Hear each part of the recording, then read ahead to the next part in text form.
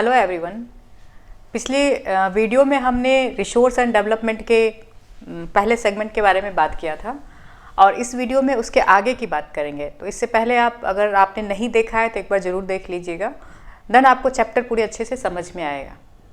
देखिए, सबसे पहले हमने ये बताया था कि डेवलपमेंट और रिसोर्स का क्या संबंध है और डेवलपमेंट हमने कैसा किया जिसके कारण प्रॉब्लम्स शुरू हुए, यहीं पे ख़त्म किया था हमने। जैसे डिप्लेशन हुआ रिसोर्सेज का, एक्यूमुलेशन करना शुरू कर दिया, तो इसके कारण ही बहुत सारे प्रॉब्लम्स शुरू हुए रिसोर्स से संबंधित। तो इस संदर्भ में हम देखते हैं कि अगर डेवलपमेंट की बात करते हैं तो डेवलपमेंट का एक आगे का कॉन्सेप्ट आया कि आखिर कैसा डेवलपमेंट चाहिए, हमें विकास कैसा चाहिए। तो ये कॉन्सेप्ट आया सस्टेनेबल डेवलपमेंट। सस्टेनेबल डेवलपमेंट जो ऐसा हो विकास जो सतत हो।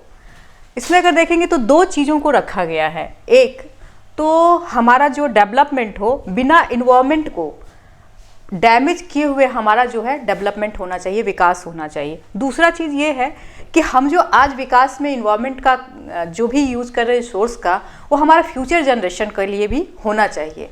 मीन्स हमने जो अभी पाया है वो गिफ्ट नहीं है, फ्री का गिफ्ट नहीं है, बल्कि हमारे जो पहले के जनरेशन थे उनसे पाया और हमें इसको किसी ना किसी को मतलब आने वाले जनरेशन को लौटाना है। ये हमें हमेशा सोचना चाहिए कि जो चीज़ें हमें मिली हैं उनको हमें देना है, ये नहीं कि हमें ख़त्म कर देना है और अर्थ को ही एक तरह से रहने लायक नहीं बना दें। तो ये देखिए, सस्टेनेबल डेवलपमेंट में तीन चीज़ें हैं। हम देखते हैं इन्वायरमेंट है जिससे हम पूरे रिसोर्स को प्राप्त करते हैं। दूसरा इकोनॉमी है जिस पे पूरी व्यवस्था जो अर्थव्यवस्था पे डिपेंड करता है हमारा विकास। और तीसरी सोसाइटी है। ये तीनों जहाँ मिलते हैं एक जगह पे, अगर ये तीनों में बैलेंस हो तो इसी को सस्टेनेबल डेवलपमेंट कहते हैं। तभी हमारा जो सोसाइटी है सोशियो इकोनॉमिक प्रॉब्लम नहीं होगा, इकोनॉमिकल जो है जो हमारा इनइक्वालिटी जो है वो नहीं होगा और इन्वायरमेंट का डैमेज नहीं होगा। तो इस प्रकार सस्टेनेबल डेवलपमेंट तीनों के बीच में एक सामंजस्य है जिसको हमें पूरा प्राप्त करने की कोशिश करनी चाहिए। तो हम देखते हैं कि सस्टेनेबल डेवलपमेंट का कॉन्सेप्ट आखिर आया कैसे कैसे। तो देखेंगे अगर इंटरनेशनल स्तर पे देखेंगे, अगर इंटरनेशनल लेवल पे, तो सबसे पहले 1968 में क्लब ऑफ रोम की बैठक हुई थी जिसमें सबसे पहले कंजर्वेशन ऑफ रिसोर्सेज की बात की गई थी, एक सिस्टमैटिक वे में कि हमारा जो रिसोर्स है या फिर इन्वायरमेंट है उसको कैसे कंजर्व करें, कैसे उसका संरक्षण करें। इसमें पहली बार ये बात कही गई थी। दूसरा देखिए 1974 में इसमें एक बुक लिखी गई थी, सुमेशर ने ये बुक लिखी थी। उन्होंने लिखा था स्मॉल इज़ ब्यूटीफुल, मीन्स जो छोटा है वही सुंदर है। कहने का मतलब ये है कि ये गांधीयन थॉट पे आधारित है। गांधी जी ने कहा था कि जो नेचर है वो हमारे नीड को पूरा कर सकती है, हमारे ग्रीड को पूरा नहीं कर सकती। जस्ट इसी कॉन्सेप्ट पर ये आधारित है। अब देखिए 1987 में ब्रटलैंड कमीशन की रिपोर्ट आई थी। ये ब्रटलैंड जो है ये नॉर्वे की प्रधानमंत्री थी उस समय, उन्होंने ये उसी का कमीशन बना था, उस पर ये रिपोर्ट आई थी।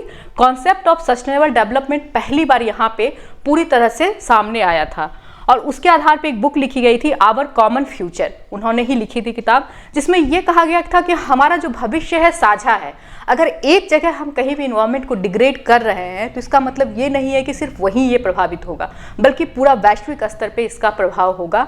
तो इसलिए हमें क्या होना चाहिए, साझा प्रयास करना चाहिए इसके विकास के लिए, इसके सही तरह से उपयोग के लिए।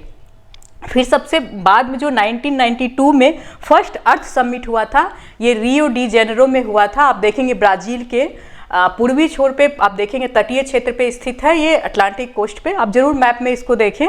और ये जो है अर्थ समिट में जो है सस्टेनेबल डेवलपमेंट कैसे प्राप्त करें, इस पे यूएन का ही बैठक था, यूनाइटेड नेशन के साथ का, मतलब उन्होंने 100 कंट्री लगभग इसमें हिस्सा लिए थे। इसमें जो है कि हम जो है कैसे एक सस्टेनेबल डेवलपमेंट को प्राप्त करें, इसमें एक थोड़ा सा कार्यक्रम दिया गया था और इसमें आया था एजेंडा 21। एजेंडा 21 क्या है कि विकास जो हमारा 21वीं सदी का विकास जो है ये हमको क्या करना चाहिए अभी से, ताकि जो है हमारा इन्वायरमेंट जो है सस्टेनेबल हो, achieving sustainable development in 21st century.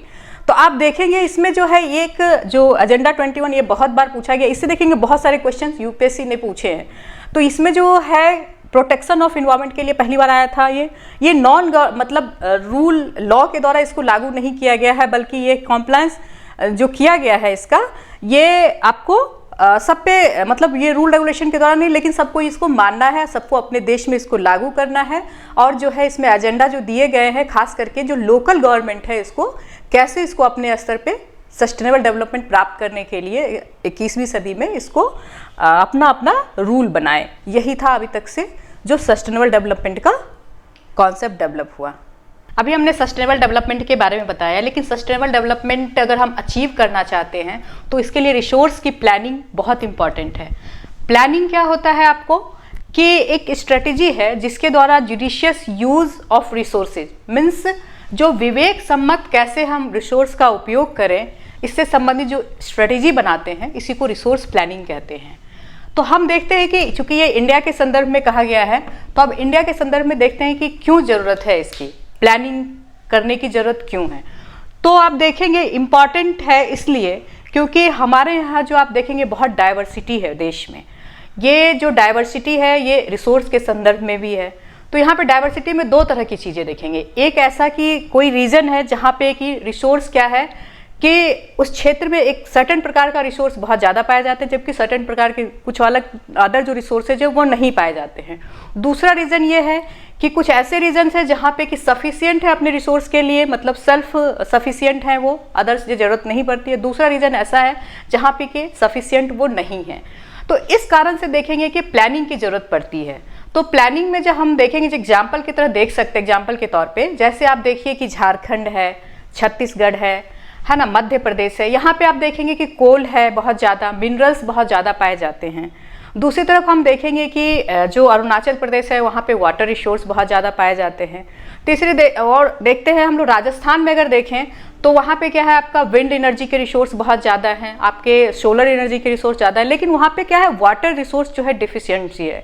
तो इस प्रकार अगर पूरे इंडिया को देखेंगे हम तो कहीं ना कहीं इस तरह की प्लान की ज़रूरत है कि किस तरह से हम एक जो है रिसोर्स का जो एक ऐसा डिस्ट्रीब्यूशन करें या ऐसा प्लान बनाएं कि सारे देश में जो है एक नेशनल लेवल पे, स्टेट लेवल पे, उसके बाद लोकल लेवल पे सारे अच्छे से हम प्लान करके उसका बेहतर तरीके से उपयोग करें ताकि डेवलपमेंट जो है हमारा सस्टेनेबल हो।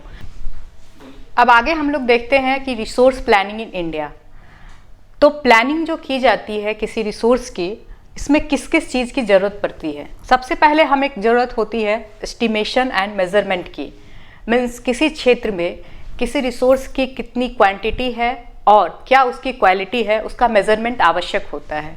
तो इसके लिए सर्वे और मैपिंग की जाती है। सेकेंड स्तर पे डिपेंड करता है इम्प्लीमेंटेशन। हम इम्प्लीमेंटेशन जो अगर हमने देख लिया कि रिसोर्स हमारे पास ऐसा है तो हमको किस क्षेत्र में उसको लगाना है, जैसे मान लीजिए कोल है या फिर ऑयल है, तो जैसे उसका इम्प्लीमेंटेशन हम कैसे करेंगे।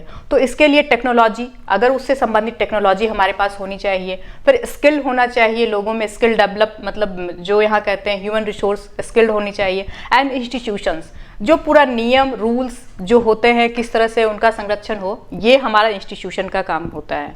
और थर्ड स्तर पर देखेंगे matching the resource development plan with national plan. Means अगर हमने रीजन में प्लान बनाया किसी रीजन आधार पे, तो हमें क्या करना है, उसका नेशनल लेवल पे जो है उसको मैच करवाना है। क्योंकि अगर एक रीजन में मान लीजिए कोई रिसोर्स ज़्यादा है और नेशनल लेवल पे वो कम है, तो किस प्रकार से उसकी प्लानिंग करें कि मतलब नेशनल लेवल पे जो ज़रूरत है कैसे उसको हम पूरा करें। तो इस तरह से देखेंगे कि matching the resource development with national. तो आप देखेंगे कि इस तरह से हम लोग रिसोर्स के लिए कंडीशन इंपॉर्टेंट होता है प्लान के लिए। और प्लान ज़रूरत क्यों होता है, क्योंकि सिर्फ रिसोर्स होना किसी क्षेत्र में डेवलपमेंट पे इस पर डिपेंड नहीं करता है कि उससे डेवलपमेंट होगा या नहीं होगा, बल्कि उसके लिए टेक्नोलॉजी कैसी है, इंस्टीट्यूशन हमारा कैसा है, स्किल्ड है या नहीं ह्यूमन रिसोर्स, ये तीनों चीज़ें ज़रूरत होती है। अगर हम भारत के संदर्भ में अगर देखें तो ये हम लोग का, जैसे अगर मान लीजिए कहा गया कि कॉलोनी जहाँ भी बनी थी वहाँ पे रिसोर्स देख के बनाया गया था कि कहाँ पे ज़्यादा रिसोर्स है, उसके आधार पे वहाँ पे कॉलोनी डेवलप हुआ था। जब तो भारत में भी इसी आधार पे आए थे, लेकिन उनके पास स्किल्ड ह्यूमन रिसोर्स थे, उन्होंने इंस्टीट्यूशन का डेवलपमेंट किया। और देन जो है हमारा जो हिस्टोरिकल एस्पेक्ट में देखेंगे तो इस तरह से रिसोर्स का यहाँ पे डेवलपमेंट हुआ था। तो क्वालिटी ऑफ ह्यूमन रिसोर्स एक बहुत इंपॉर्टेंट फैक्टर होता है। और अगर हम लोग भारत के संदर्भ में देखें तो हिस्टोरिकल एस्पेक्ट को जोड़ के देखना पड़ेगा कि कहाँ पे जो डेवलपमेंट हुआ है क्यों हुआ है और कहीं पे क्यों नहीं हुआ, तो उसका कुछ ना कुछ हिस्टोरिकल बैकग्राउंड भी रहा है। और सबसे अंत में देखेंगे कंजर्वेशन ऑफ रिसोर्सेज, इतने देर में आप तो समझ गए होंगे कि रिसोर्स कितना महत्वपूर्ण है, तो हम रिसोर्स का यूटिलाइज कितना मैक्सिमम उसका अच्छे तरीके से करें ये ज़्यादा ज़रूरी है। इसके लिए कंजर्वेशन बहुत ज़रूरी है, क्योंकि इर्रेशनल जो यूटिलाइजेशन है या ओवर यूटिलाइजेशन है कहीं ना कहीं ये हमारा नुकसान करेगा। और एक संदर्भ में देखें तो एक चेन की तरह होता है। आप देखेंगे ग्लोबल वार्मिंग की समस्या, क्लाइमेट चेंज की समस्या, सब चीज़ की समस्या कहीं ना कहीं जड़ में हमारा जो है इर्रिस्पॉन्सिबल यूज ऑफ रिसोर्सेज है। तो इस संदर्भ में अगर गांधी जी ने कहा था कि जो नेचर है वो हमारे नीड को पूरा कर सकती है लेकिन हमारी ग्रीड को पूरा नहीं कर सकती है, तो कंजर्वेशन में हमेशा इस चीज़ को ध्यान रखना चाहिए कि जो जितनी ज़रूरत है उस हिसाब से हम उसका यूटिलाइज करें, कैसे मैक्सिमम उसका पोटेंशियल डेवलप करें ताकि जो है और ह्यूमन बीइंग तक उसको हम पहुंचा पाएँ। जो गरीबी है, भुखमरी है, जितने डिजीज है, कैसे उसका हम ज़्यादा से ज़्यादा कम मतलब ज़्यादा से ज़्यादा रिसोर्स का उपयोग करके उसको कम से कम कर सकें, लेकिन ऐसा हो जो कि आने वाले पीढ़ी तक हम दे सकें इसको, और खुद कंजम्पशन ना करें बल्कि इसके लिए पूरे विश्व को एक सहभागी रूप से साथ होना चाहिए। और भारत में इस तरह से प्लान होना चाहिए कि हम रिसोर्स का जो है इक्वल डिस्ट्रीब्यूशन जो कर पाएँ। धन्यवाद।